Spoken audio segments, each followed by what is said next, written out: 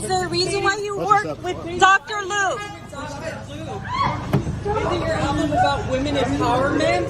Why are you working with Dr. Luke? Please, Katy. Katy Perry, the icon who once dominated the airwaves with hits like Firework, Roar, and California Girls. But as of late, she's been backflipping into a career nosedive that no one saw coming. We're talking about botched albums, PR disasters, and career-killing collaborations. So grab a snack, because we're about to unpack how Katy Perry went from chart-topping superstar to desperately clinging to relevancy. Before we get into the drama, we need to set the stage. Katy Perry was everywhere in the early 2010s. You couldn't go anywhere without hearing her songs blasting from car speakers, malls, and just about every radio station in existence. She was the queen of pop, delivering anthem after anthem. I mean, who doesn't remember Teenage Dream or belting out Baby, You're a Firework? She dominated the charts like no one else. By 2017, she even became the first artist to receive 3 Diamond Song Awards, with tracks like Dark Horse. But with such a meteoric rise comes the inevitable question: how do you keep the momentum? Well, for Katy, it seems like the answer was to completely fumble the bag. And when I say fumble, I mean we're talking Olympic-level career self-sabotage. The cracks in Katy Perry's empire began to show with her 2017 album Witness. Critics were not kind. Pitchfork famously gave it a brutal 4.8 out of 10. They compared it to a sad, soggy salad from a fast food chain. Ouch. Katy attempted to go for something she dubbed purposeful pop,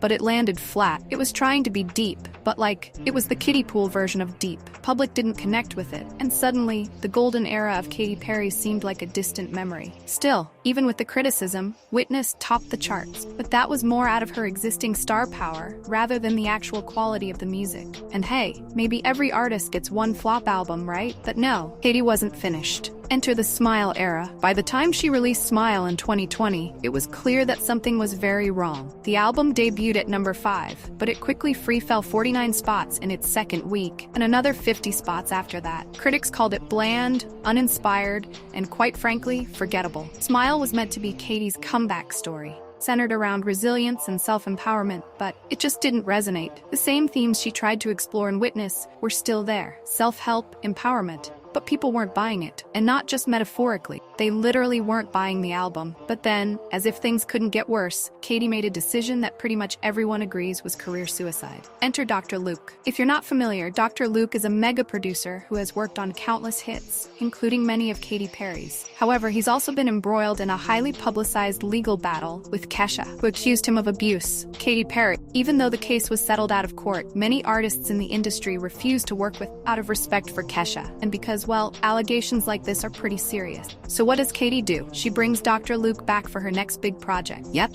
she knew the backlash he had faced, she knew the controversy, but she brought him on anyway to help produce her so-called empowerment anthem, Woman's World. I mean, can you say tone deaf? You can't preach about female empowerment while working with a guy accused of abusing women. It's beyond hypocritical. And then came the final nail in the coffin: the release of Woman's World. The music video alone was enough to make the internet explode with secondhand embarrassment. There's a scene where Katy, dressed as a robot, shoves a gas station pump into her behind. Yeah, you heard that right. Then Trisha Paytas randomly shows up, just to make the whole thing even weirder. Oh, and let's not forget when Katy appropriates a black TikToker's dance moves and steals her ring light.